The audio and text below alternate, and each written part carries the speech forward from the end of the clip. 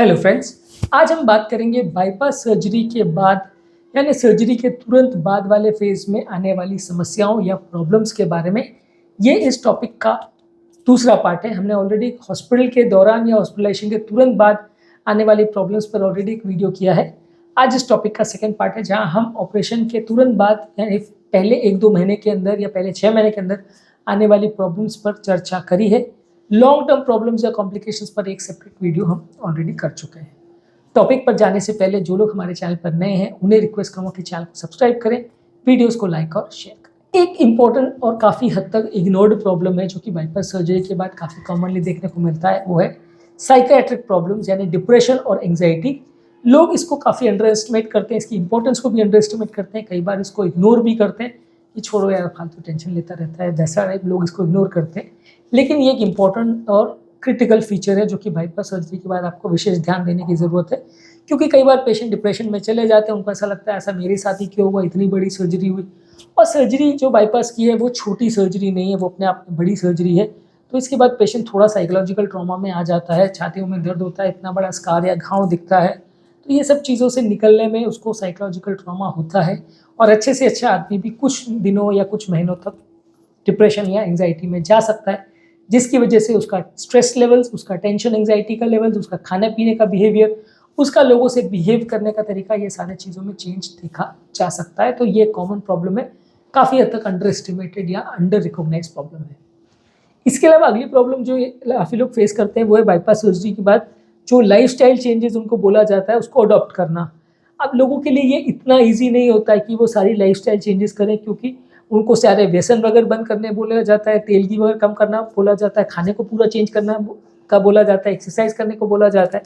ये सारी ही चीज़ें बोलना आसान है, करना थोड़ा मुश्किल है, क्योंकि सडनली आप किसी को ये सज़ा दे दो कि भाई सब कुछ चेंज करना पड़ेगा, जैसे जीते थे उसको पूरी तरह से चेंज करना पड़ेगा, तो ये फॉलो करना इतना ईजी नहीं होता। कई बार लोगों को तकलीफ आती है, कई बार लोग उसको ईजिली एक्सेप्ट नहीं कर पाते हैं, जो कि काफ़ी कॉमन प्रॉब्लम है। ऑब्वियसली आप किसी को बोल दो कि जो जीने का तरीका है वो पूरा ही आपको बदलना पड़ेगा, सब कुछ बदलना पड़ेगा, खाने पीने का, रहने का या घूमने फिरने का सब तरीका बदलना पड़ेगा, तो ये ज़्यादातर लोगों के लिए उतना आसान नहीं होता इसको फॉलो करना। डॉक्टर्स भले कह देते कि सब बदल दो, अब ये अच्छे से रहना पड़ेगा, इतनी बड़ी सर्जरी होगी, दोबारा नहीं होना चाहिए, तो वो फॉलो करना पेशेंट को कई बार मुश्किल पड़ता है। आपको as a doctor, as a relative, as a patient ये सारी चीज़ों को समझना पड़ेगा कि ये प्रॉब्लम सबको ही आती है। कुछ लोग इससे ईजिली कोप कर लेते हैं, कुछ लोग नहीं कर पाते हैं, कुछ लोग को टाइम लगता है, तो वो सारी चीज़ें लोगों को समझना और समझाना ज़रूरी है। इसके अलावा लोगों को मेडिसिन मैनेज करना मुश्किल पड़ता है। कई बार लोगों को क्या इतनी सारी दवाइयाँ चालू हो जाती हैं, वो दवाइयाँ लोगों को मैनेज करना थोड़ा सा मुश्किल पड़ता है। दवाइयों के साइड इफ़ेक्ट्स होते हैं, लोगों को ऐसा लगता है कि यार इतनी बड़ी सर्जरी हो गई तो दवा गोली तो बंद हो ही जानी चाहिए, जो कि प्रैक्टिकली होता नहीं है। आपकी दवाइयाँ लाइफ टाइम चलती है, जिसमें खून पतला करने की दवा, कोलेस्ट्रॉल कम करने की दवा, बीपी शुगर की दवा, पंप फंक्शन सुधारने की दवा, ये सारी ही दवा इन्वॉल्व है। शुरुआत के पीरियड में थोड़ी ज़्यादा दवा होती है, उसके बाद थोड़ी कम हो जाती है, लेकिन मोटे तौर पर ज़्यादातर पेशेंट्स में अपने रिस्क फैक्टर प्रोफाइल्स के हिसाब से 3-4 दवाएँ चालू रहती हैं। तो सर्जन को पेशेंट को समझाना पड़ता है कि आपको ये दवा लेनी है।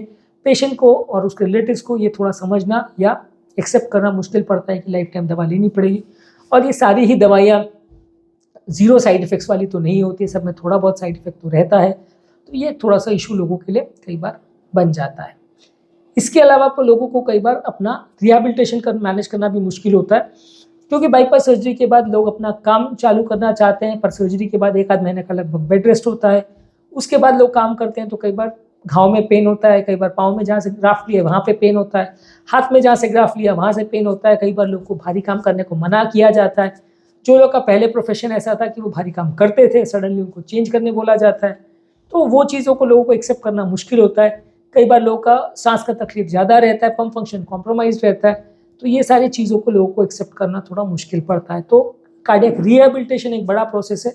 हमने एंजियोप्लास्टी वाले पेशेंट में जो कार्डियक रिहैबिलिटेशन पर बात करी थी, वो सारी पॉइंट्स इसमें भी वैलिड है, क्योंकि एंजियोप्लास्टी और बाईपास बेसिकली प्रोसीजर्स लगभग सिमिलर ही हैं और उसका रिहैबिलिटेशन प्रोसेस लगभग सिमिलर ही है, तो वो आप चेकआउट कर सकते हैं। पर बेसिकली ये भी एक पेशेंट के लिए समस्या होती है कि उसको अपने आप को पूरी तरह से अपने काम में या अपने लाइफस्टाइल में वापस पूरी तरह से रिहैबिलिटेट करना इतना ईजी नहीं पड़ता है, कई महीनों तक पेशेंट को स्ट्रगल करना पड़ता है। इसके अलावा पेशेंट का डाइटरी चेंजेस भी कई बार करवाए जाते हैं। पेशेंट का तेल घी वगैरह तो कम किया जाता है, साथ में अगर हार्ट फेलियर हो तो पानी भी कम किया जाता है, ब्लड प्रेशर हो तो नमक भी किया जाता है कम। तो ये डाइटरी चेंजेस भी पेशेंट को अडॉप्ट करना बड़ा मुश्किल होता है। कुछ लोग तो बाईपास सर्जरी के बाद खासकर पहले कुछ महीनों में डर के मारे इसको ईजिली एक्सेप्ट कर लेते हैं, कुछ लोग नहीं कर पाते हैं। तो ये थोड़ा सा इशू रहता है जिसको हर एक को एक्सेप्ट करना इतना ईजी नहीं रहता है। तो डाइटरी चेंजेस जो बाईपास सर्जरी के बाद होते हैं वो भी एक बड़ा प्रॉब्लम है, जिसको एक्सेप्ट करना हर एक व्यक्ति को इतना ईजी नहीं होता। करना ज़रूरी ज़रूर है, लेकिन इतना ईजी नहीं होता। हाँ, जो उम्र दराज पेशेंट होते हैं या बहुत एज वाले पेशेंट होते हैं उसको हम उतना ज़्यादा लाइफस्टाइल चेंजेस नहीं करवाते हैं। जो लोग बहुत दुबले पतले और कमज़ोर होते हैं उनको भी उतना लाइफस्टाइल और डाइटरी चेंजेस नहीं करवाते हैं, क्योंकि वैसे पेशेंट्स में कई बार आप डाइटरी चेंज करना चाहोगे तो वो काउंटर प्रोडक्टिव हो सकता है। पेशेंट का उल्टा वजन कम होना चालू हो जाए, पेशेंट की कंडीशन बिगड़ना चालू हो जाए, ऐसा भी हो सकता है। तो वैसे पेशेंट में हम उतना अग्रेसिव डाइटरी चेंजेस नहीं करवाते हैं। 70 के बाद अगर किसी का सर्जरी हुआ तो कंपेरेटिवली आप थोड़ा कम अग्रेसिव रहते हो, थोड़ा रिलैक्स वे में उसको ट्रीट करते हो। उसके लिए आप उतना अग्रेसिव नहीं रहते कि आपको यही खाना है, यही करना है, ये लाइफस्टाइल रहनी है, सब कुछ ऐसे ही मैनेज करना है। ये 70 वर्ष की आयु के बाद यूजुअली उतना ज़्यादा फोर्स नहीं करते हैं। अगला जो इशू आता है वो पेशेंट को रेगुलर फॉलोअप करने को बोला जाता है। ये एक थोड़ा सा इशू लोगों के साथ रहता है। लोग कुछ तो अच्छे से फॉलोअप करते हैं, कुछ लोग नहीं करते हैं, कुछ लोग रेगुलर आते हैं डॉक्टर के पास, कुछ लोग नहीं आते। फॉलोअप बेसिकली इसलिए इंपॉर्टेंट होता है क्योंकि इस दौरान आप पेशेंट का क्या चल रहा है, दवाइयाँ कैसी चल रही है, मेडिसिन ले रहा है कि नहीं ले रहा है, मेडिसिन के कोई साइड इफेक्ट्स तो नहीं हो रहे, ओवरऑल फॉलोअप में के दौरान कोई इश्यूज तो नहीं हो रहे। ये सारी चीज़ें आप इस दौरान असेस करते हो। तो ये चीज़ों के लिए आपको रेगुलर फॉलोअप करना ज़रूरी है। यदि आप नहीं करते हो या पेशेंट फॉलोअप में नहीं आता है तो दोनों ही हालत में पेशेंट की कंडीशन बिगड़ने का अंदेशा रहता है। तो ये भी एक थोड़ा प्रॉब्लम रहता है। इसके अलावा बाईपास सर्जरी के बाद कभी कभी किसी किसी फैमिलीज़ में इमोशनल सपोर्ट की भी बड़ी दिक्कत होती है। पेशेंट खुद तो डिप्रेशन में चला जाता है, फैमिली वाले भी कई लोग बहुत कोऑपरेटिव नहीं रहते तो पेशेंट की उतनी सेवा नहीं करते। खासकर वो पेशेंट जिनको थोड़ा कॉम्प्लिकेशन हो गया हो, जिनकी कंडीशन बिगड़ गई हो, लकवा हो गया हो या वो बेड पर आ गए हो, चल फिर नहीं पा रहे हो, उनका कई बार इमोशनल सपोर्ट बड़ा इशू बन जाता है। वो बहुत डिप्रेशन में चले जाते हैं, परिवार वाले उतना सपोर्ट नहीं करते। तो आपको वैसे केस में पेशेंट को भी काउंसिल करना पड़ता है एज ए डॉक्टर या एज ए रिलेटिव, और उनके बाकी रिलेटिव्स को भी काउंसिल करना पड़ता है कि पेशेंट का रिकवरी कई बार बहुत हद तक इस पर डिपेंड करता है कि पेशेंट को फैमिली से कितना सपोर्ट मिलता है। अगर सपोर्ट अच्छा है तो पेशेंट की रिकवरी कंपेरेटिवली कई गुना बेटर होगी और रिकवरी कई गुना कॉम्प्रोमाइज़ हो जाएगी यदि पेशेंट को सपोर्ट नहीं मिल रहा है तो ये चीज़ों में आपको एज अ फैमिली मेम्बर समझना ज़रूरी है कि पेशेंट एक बहुत ज़्यादा ट्रॉमेटिक फेज़ में से निकल रहा है, एक बहुत ज़्यादा ख़राब फेज़ में से लाइफ के वो निकल रहा है। तो ऐसे टाइम पे उसको physical support, mental support, emotional support सब चीज़ की ज़रूरत है, और इसमें जितना बने पेशेंट का आप सहयोग करें उतना अच्छा। इसके अलावा लॉन्ग टर्म रिकवरी भी एक इशू रहता है। बाईपास सर्जरी होने के बाद धीरे धीरे करके पम्प फंक्शन रिकवर करता है, ओवरऑल कंडीशन रिकवर करती है। कुछ लोग को फिर भी थोड़े दिन तक दर्द रहता है, कुछ लोग को दर्द चला जाता है। तो ये सारी चीज़ें जो लॉन्ग टर्म रिकवरी के इश्यूज होते हैं, ये भी एक थोड़ा सा इशू रहता है। Long term problems bypass surgery से रिलेटेड क्या होते हैं उस पर ऑलरेडी हमने एक सेपरेट वीडियो किया, जो कि आप बाईपास सर्जरी के हमारे प्लेलिस्ट में देख सकते हैं। इसी तरह से ये भी इशू है कि अपनी नॉर्मल एक्टिविटीज़ में पेशेंट ज़्यादातर मान के चलिए 1-2 महीने के बाद आ पाते हैं, पर इनिशियली उनको थोड़ा सा धीरे धीरे करके अपनी एक्टिविटीज़ को पिकअप करना होता है। फिर over a period of time वो अपनी चीज़ों को इम्प्रोवाइज कर सकते हैं और ज़्यादा अग्रेसिवली काम कर सकते हैं। रिस्क फैक्टर कंट्रोल करना एक और इम्पॉर्टेंट इशू है। बीपी, शुगर, कोलेस्ट्रॉल, डाइट वाली चीज़ें, एडिक्शन है, ये सारी चीज़ों को बाईपास सर्जरी वाले पेशेंट्स को लंबे समय तक कंट्रोल करना होता है। अगर आप इसमें लापरवाही करेंगे, ध्यान नहीं देंगे तो बार बार तकलीफ होगी, बार बार आपको ब्लॉकेजेस होंगे, बार बार हार्ट अटैक्स और इस तरह के कॉम्प्लिकेशंस या प्रॉब्लम्स होते रहेंगे। तो आपके लिए बहुत ज़्यादा ज़रूरी है कि आपको सारे रिस्क फैक्टर्स जिसकी वजह से ब्लॉकेजेस होते हैं उसको आप प्रॉपरली कंट्रोल करें।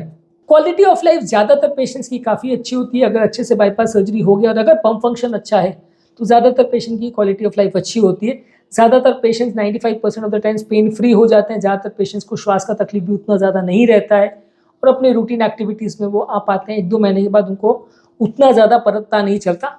हाँ देखिए, एंजियोप्लास्टी के कंपैरिजन में थोड़ी ये बड़ी सर्जरी है तो स्कार रहता है, हीलिंग होने में भी टाइम लगता है, तो उतना इजी इसमें रिहेबिलिटेशन नहीं होता। क्वालिटी ऑफ लाइफ एंजियोप्लास्टी के बाद कंपैरेटिवली ज़्यादा अच्छी लगती है लोगों को, लेकिन फिर भी ये एक बार अगर अच्छे से सर्जरी हो गई, सारे ब्लॉकेजेस खुल गए तो ज़्यादातर पेशेंट्स को दिक्कत नहीं आती है। इसके लिए ज़रूरी ये है कि आपके डॉक्टर के साथ भी प्रॉपर्ली कम्युनिकेट करें और एक सोशल नेटवर्क ग्रुप में भी आप साथ लोग वाले लोगों के साथ कम्युनिकेट कर सकते हैं। आपके आसपास जितने सोसाइटी में जितने बाईपास के पेशेंट्स हैं या हार्ट रिलेटेड पेशेंट्स हैं, उनके साथ एक व्हाट्सएप ग्रुप अगर बना सकते हैं, उनके साथ डिस्कस कर सकते हैं, उनकी प्रॉब्लम्स को समझ सकते हैं, उनको अपनी प्रॉब्लम्स बता सकते हैं, तो आपका मन भी लगा रहेगा और पेशेंट को भी उतना ज़्यादा प्रॉब्लम या दिक्कत नहीं आएगी और दूसरों से कई बार यूज़फुल टिप्स भी मिलती हैं। तो आज के टॉपिक में हमने बात करी क्या क्या चीज़ें ज़रूरी है बाईपास सर्जरी के बाद और क्या क्या प्रॉब्लम्स आती है पेशेंट को ड्यूरिंग फॉलोअप इमीडिएटली हॉस्पिटल के डिस्चार्ज होने के बाद। उम्मीद करूंगा कि आज के टॉपिक से आपको कुछ बातें सीखने को मिली होगी। आज जो बातों पर हमने डिस्कस किया उसमें बाईपास के बाद पेशेंट को होने वाला डिप्रेशन और एंग्जाइटी पर बात करी, लाइफस्टाइल चेंजेस जो उनको करने पड़ते हैं उस पर डिस्कशन किया, मेडिकेशन उनको मैनेज करना, मेडिकेशन के साइड इफेक्ट जो होते हैं वो मैनेज करना भी एक इंपॉर्टेंट प्रॉब्लम है जो बाईपास सर्जरी वाले पेशेंट्स को मैनेज करना पड़ता है। कार्डियक रिहैबिलिटेशन एक इंपॉर्टेंट प्रोसेस है जिसमें पेशेंट की लाइफ धीरे धीरे करके नॉर्मल आती है। इसमें स्ट्रक्चर्ड रिहैबिलिटेशन प्रोग्राम्स होते हैं जो कि आपको डाइट और एक्सरसाइज और सब चीज़ के बारे में बताते हैं। इसके अलावा जो डाइटरी चेंजेस करने हैं वो भी कई बार पेशेंट को दिक्कत करते हैं, लेकिन पेशेंट को समझना और समझाना ज़रूरी है कि इस तरह की चीज़ों को मैनेज और मेंटेन करना आवश्यक है। रेगुलर फॉलोअप करना भी डॉक्टर के साथ ज़रूरी है, नहीं तो पेशेंट को कई बार उससे रिलेटेड भी प्रॉब्लम्स आती है। इसके अलावा पेशेंट को इमोशनल सपोर्ट और साइकोलॉजिकल सपोर्ट भी देना आवश्यक है। कई बार पेशेंट नहीं इसके अभाव में डिप्रेशन में चले जाते हैं और अपना प्रॉपर हीलिंग उनका नहीं हो पाता है। लाइफस्टाइल को पूरी तरह से नॉर्मलाइज कर पाना कितने टाइम में हो पाएगा ये तो केस टू केस वेरी करता है, लेकिन ज़्यादातर पेशेंट्स 1-2 महीने के बाद अपनी नॉर्मल लाइफ में आ सकते हैं। ज़्यादातर पेशेंट्स की क्वालिटी ऑफ लाइफ भी अच्छी होती है। बाईपास सर्जरी के बाद ज़्यादातर लोग को दिक्कत नहीं आती है। 90 to 95% केस में लोग अपनी नॉर्मल लाइफ जी सकते हैं, अगले कई सालों तक अपनी एक्टिविटीज़ भी कर सकते हैं और सब कुछ नॉर्मली बिहेव कर सकते हैं। रिस्क फैक्टर्स को कंट्रोल करना एक इंपॉर्टेंट इशू है, नहीं तो प्रॉब्लम्स बार बार आती रहेगी। इसके लिए ज़रूरी है कि सब चीज़ों का ध्यान दें, फैमिली का भी सपोर्ट रहे और आसपास के लोगों के साथ भी सोशल मीडिया वगैरह पर भी आप ग्रुप्स बना सकते हैं जिससे कि आपको थोड़ा एक दूसरे का सपोर्ट मिलता रहेगा। उम्मीद करूंगा कि आज के टॉपिक में आपको कुछ नई बातें जानने को मिली होगी।